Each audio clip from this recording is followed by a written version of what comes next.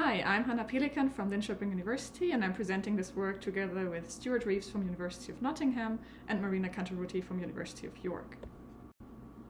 This is one of thousands of delivery robots that are currently roaming the streets in towns, cities, and campuses across the US and Europe.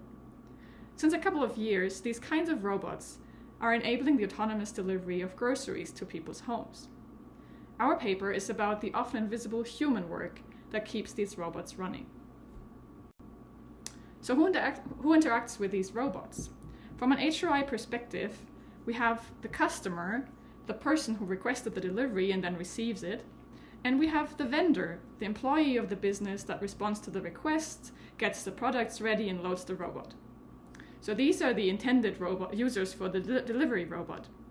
The question that we ask is what happens on the journey in between? Who does the robot encounter on its way from the vendor to the customer? From the perspective of the robot designers and like a lot of the HRI work that we've also seen in this conference, the robots encounter lots of obstacles on their way. These may include bins, humans, and pets.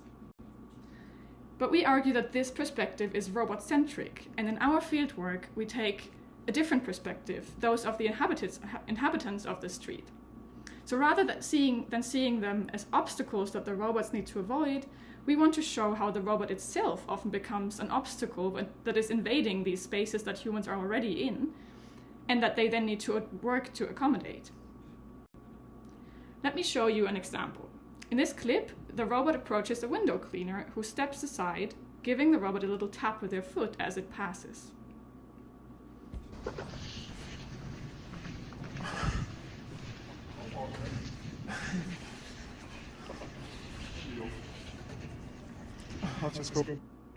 So to us, this is immediately recognizable as a street scene. We can see how the slow-moving robot is going towards a mobile workspace, how the window cleaner then yields that space for the robot, and then how the robot does not really recognize what's going on and is kind of passing really slowly, not really accepting that yield, and the cleaner then taps the robot with his foot as a kind of way of hurrying it up. So this scene gives us a flavor of the kind of mundane encounters that people who are not primary users have with the robots, and in our paper we set out to map these much more systematically. So our community has been calling these non-primary users as bystanders, passers-by, or incidentally co-present persons. These terms capture that this group of people is somehow present in these spaces. They have fleeting encounters, but we don't really have a good way of understanding who these people really are and what they're actually doing in these public spaces. Research on HRI in public then has tended to focus on the highlights and the lowlights of what these people actually do to robots. How people block or abuse robots by kicking them or helping them when they get stuck in snow. We also find examples of such behavior in our data, such as people grabbing and bending the robot's antenna or pushing a button on a traffic light so that the robot can pass. But this is really just scratching the surface of the kinds of interactions that the robot has with people. And we're interested in the far more broader and subtle, highly mundane interactions that people have and where they accommodate to these robots. We did a video-based ethnography of Starship delivery robots in the UK in 2 locations across 3 different days. And 2 of the co-authors performed this fieldwork and collected around 6 hours of video capture and corresponding field notes.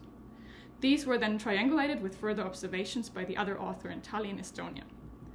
Our approach is informed by ethnomethodology and conversation analysis, which involves building collections of clips, transcribing them in detail, and then discussing them with other colleagues at data sessions.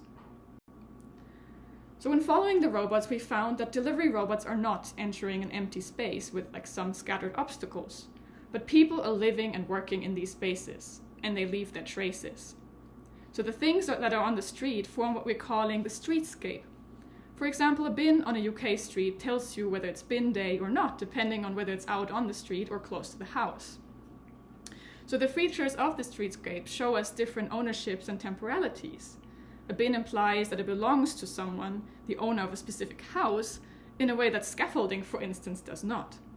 So while scaffolding will be in the same place for maybe months, the bins usually disappear on the next day.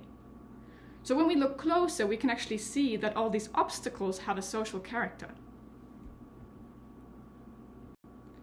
And as we can start to see, the presence of people in these spaces is not incidental. We propose to call these people members of the street to highlight that we can recognize them as members of social categories such as residents or tourists, homeless peoples, workers in the street, and they have their own business on the street. But when encountering the robots, they then often perform what we're calling accommodation work. This may involve people stepping out of the way, as we've seen with the window cleaner, but it may also be a lot more fluid and subtle and craftfully, such as when a shop worker moves their cart to the side as the robot is approaching gradually, slowly, like coordinating with the robot. Or when pedestrians are following the robot, carefully adjusting their pace to fit with this machinic movement. And this is actually something that we also experienced when following the robot. So these are small examples that are representative of a wider class of subtle phenomena that we see in our video data. To conclude, our paper contains 3 key takeaways for HRI. First of all, our studies encourage a set of questions for HRI theory, encouraging us to rethink who is the user, who is present in these spaces where we deploy robots in, what are they doing in the street, and what is the nature of this streetscape. In our paper, we also point out the extensive literature in HCI that deals with public technologies and interaction, and we believe that there's a lot HRI could learn from this literature. Our work also has implications for how we design robots for public settings. We have shown how members of the street perform accommodation work that helps such robots to pass through these spaces. We want to ask, what does it mean when we're deploying many more robots into these public settings? How much accommodation work is reasonable and actually humane to assume? And we want to add a note of caution here regarding the Waymo robot taxis that have been set on fire in San Francisco by precisely these members of the street. And then finally, we have demonstrated a method for studying HRI in public by following a robot on its way during the whole route. And this is of course time intensive and it requires some training. But we believe that this holds important lessons for HRI, and we hope to see a lot more of this work in the future. We also want to say that we have an UK Responsible AI International Partnership that we recently got, and we will hold a number of workshops, so please do contact us if you're interested in joining some of our workshops. Thank you.